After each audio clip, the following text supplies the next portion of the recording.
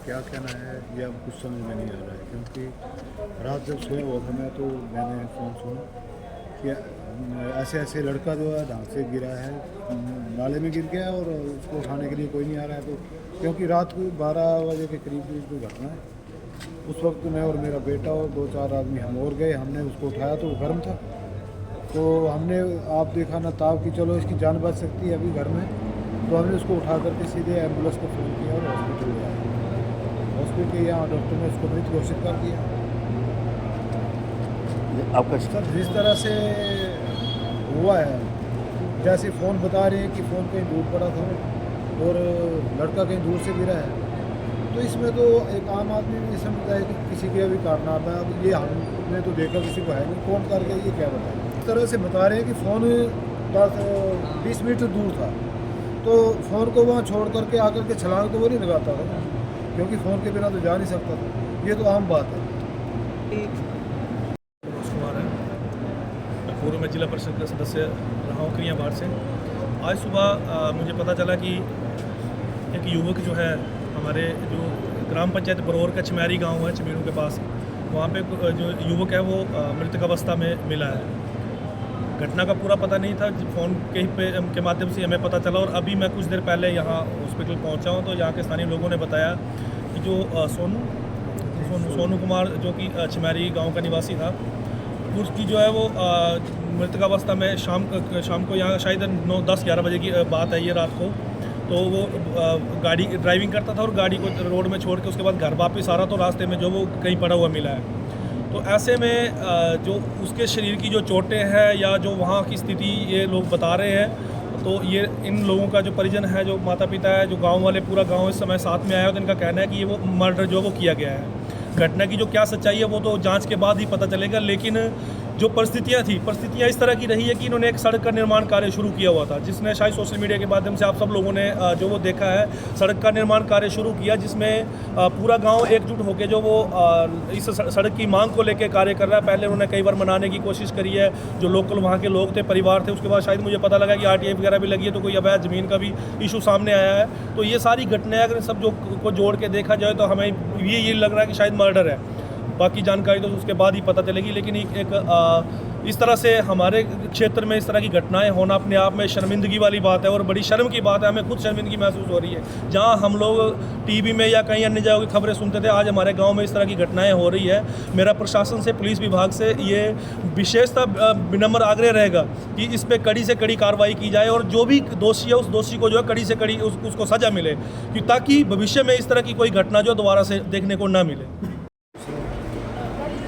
मेरा नाम भूपू सिंह है और डाक तो ये घटना रात 8:30 के करीब गाड़ी चला रहे थे, वो गाड़ी साइड करके घर को आ रहे थे। फ़ोन किया कि घर में खाना खाना, वाइफ को फ़ोन किया और वो वैसे आ गए। तो आगे तो फिर जब बार बार फ़ोन कर रहे थे उनको, तो वो फ़ोन नहीं उठा रहे थे। फिर हमें शक हुआ कि कहीं कुछ होना हो, क्योंकि हमारे रोड का भी रिकॉर्डिंग काम चला हुआ था। तो कुछ लोगों ने धमकी भी दी हुई थी हमें, हमारे गांव वालों को भी, और हमें पर्सनली धमकी दी हुई थी कि आप ऐसे नहीं हो कि आप साइड लग जाओ। तो रात को 8:30 बजे के करीब ऐसे सा हो गया। फिर 11:30 बजे फ़ोन आया, तो ढूंढने चले गए, फ़ोन भी नहीं आया। ढूंढने चले गए फ़ोन, जब हम आगे को जा रहे थे सड़क की तरफ, तो बीच रास्ते में फ़ोन मिला। तो फ़ोन जब हमने देखा तो वो निकला भाई का। तो हमें कुछ शक हुआ कि शायद नीचे या कहीं गिर ना गई हो। तो हम लोग तुरंत नीचे गए। 2 लड़के, मैं उस टाइम वहाँ पर नहीं था मौके पे, तो वो 2 लड़के नीचे गए और गाँव वालों को साथ में लिया। फादर साहब को बुलाया, सब लोग नीचे गए। तो नीचे जाके वो पानी में गिरे हुए, लेकिन जहाँ से वो गिरे हैं वहाँ से मतलब ही नहीं बनता कि वहाँ से कोई मर सकता है। मतलब ही नहीं बन सकता। एक ऐसा हो सकता है कि ये कोई बाजू टूट जाए, ऐसा हो सकता है, लेकिन मर्डर वाला कोई ऐसा सीन नहीं। लेकिन जब उसको पानी से उनको निकाला गया, तो निकाल के फटाफट हम ले आए हॉस्पिटल में। जब जख्म देखा गया तो उस पे जख्म के निशान के आधार पर हमें शक है उन बंदे पर जो हमें धमकी दे रहे थे।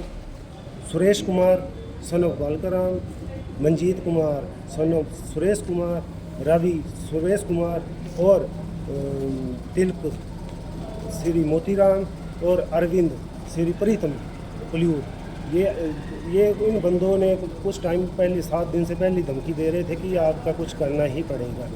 तो सर कल कर दिया इन्होंने, जो करना था इन्होंने कल कर दिया। रोड के रिकॉर्डिंग काम था, ये सारी सरकारी भूमि थी, अवैध कब्जा करके ये बैठे हुए थे। जब इनको 5 साल हम बनाते हुए देख लिया तो नहीं माने, तो हमने प्रशासन से सहायता मांगी, तो प्रशासन ने सहायता दी हमें। तो हमने रोड निकाला 500 मीटर, लेकिन रोड क्या निकालना, दूसरे दिन तो धमकियाँ आना शुरू हो गई। तो दूसरे दिन धमकियाँ आना शुरू, तो 5-6 डे के बाद ये हादसा हो गया। इन बंदों के शक है हमें कि ये बंदे कर सकते हैं। आपके घर आके बोला कि यार भाई बात ऐसी है कि ये रास्ते चलते मेरे को धमकी दे रहे हैं। बोले भाई किस बात की दे रहे हैं? बोलते कि तेरे को मार देना, तेरे को नहीं जिंदा छोड़ेंगे क्योंकि तूने हमारे खेत ले लिए, खेत क्योंकि सरकारी था। तो मैंने बोला अच्छा ऐसे करते हैं, सारे गांव वाले के सामने इकट्ठे होके करते हैं बात। सभी गांव सामने के सामने उसने बात की कि ऐसी ऐसी बात है। फिर हमने 112 पे कॉल की।